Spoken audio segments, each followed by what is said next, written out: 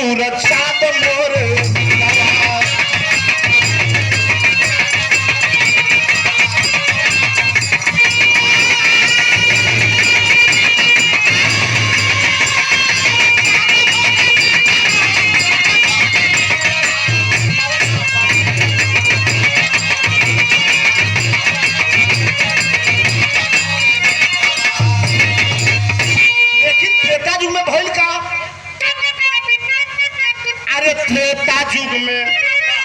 त्रेता युग में चंद्रा बनल मुर्गा छालकारी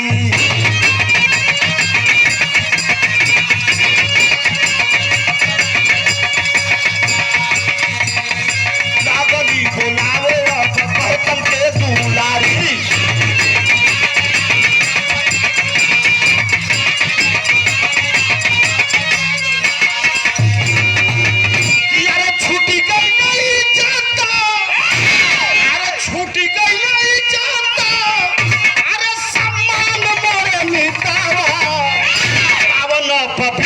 सूरज चाँद मोर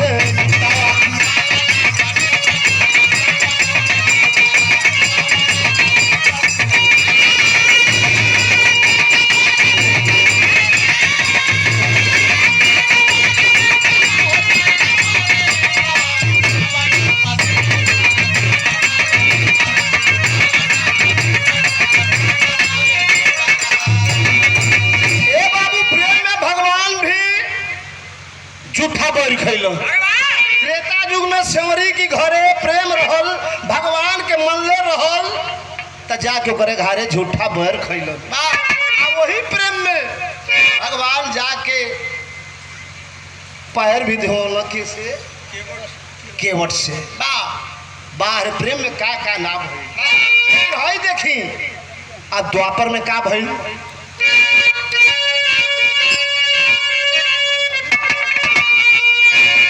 यारे आधी रात जन्म लिए जेल बनवारी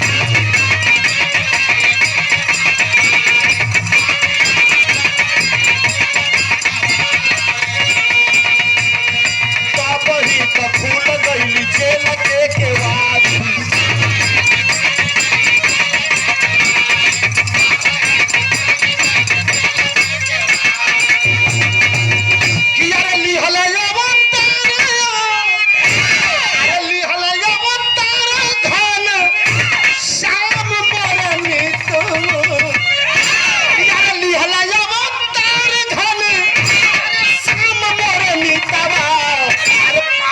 पवित्र सूरज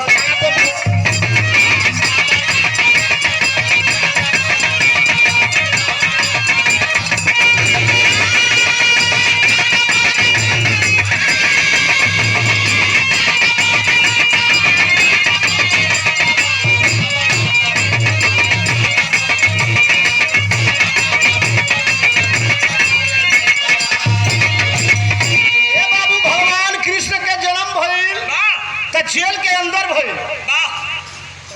कंस ला करके जेल के अंदर वासुदेव और देवकी को बैठा दिया। जब जेल में भगवान का जन्म भइल बा तो भगवान के जन्म होते ही सारे पहरेदार भी सो जाते हैं। सारे जेल की केवाड़ियां खुल गई, बेड़ियां खुल गई। ये भगवान ठंडा पानी में से लास्ट लाइन में कहना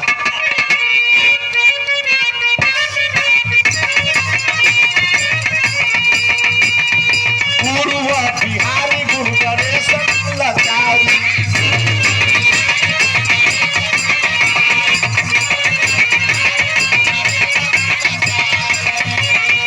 पहले रामदेव सीख के फुलवारी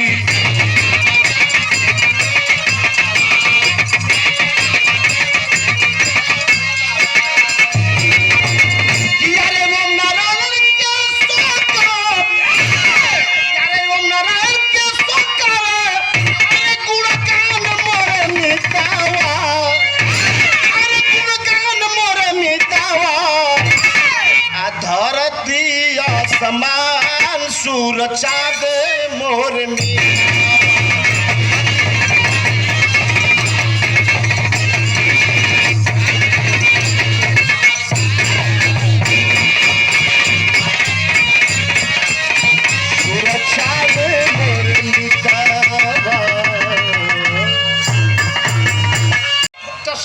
के चक्र केहू को छोड़ा लगा। कब की घड़ी कौन समय आ जाई, आज राजा नहीं बा कल फकीर भी हो जाई, आज पैसा बा तो कल ना रही, आज जके पैसा नहीं खे उ राजा भी हो सकेला। राजा आज बिका गई। ब्राह्मण देवता के हम पानी देवे लगली फूल में। एक दिन 8 वर्ष के रोहित गई हो पानी देवे बदे तो सर्प डस लिहल। आज जब सर्प डस लिया से लड़का ये धरती छोड़ के चल गई। लेके मरघट घाट पर तारामती अपन मरल लड़का लेके पहुंचली हो। तो घाट पर पहरेदारी केकर बा? वही लड़कवा के बाप के बा, राजा हरिश्चंद्र के ड्यूटी बा। गईली हो आग मांगे लगली। राजा हरिश्चंद्र अइलन, कहलन ना हमार ड्यूटी लगल बा, जोले कोर ना मिली तोले हम आग ना दे। तारामती रानी कहली के राजा ई लइकवा हमारे ना है तोहरो, लेकिन कहला राजा ना केहू आपन नहीं खे, केहू ये धरती पर आपन नहीं खे, हमार हो। लेकिन आज हमारे पहरेदारी हमार नौकरी एक कल्लू डोम की यहाँ लागल बा, तो जोले एकर कर ना देबू तोले हम आगी देब ना। रानी अपने लइका लेके चिरोरी करत आरी। लास्ट में आके पावन पवित्र सूरज चाल मोर मीतवा, पावन पवित्र सूरज चाल मोर मीतवा।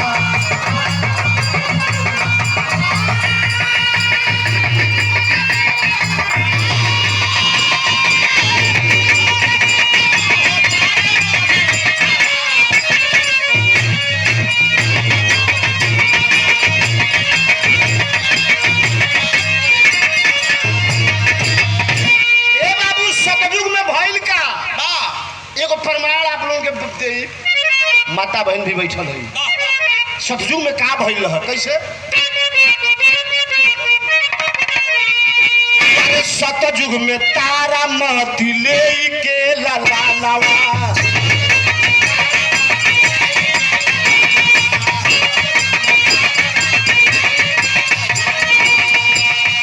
मार घट पलाच धारे आ गइल विमानवा।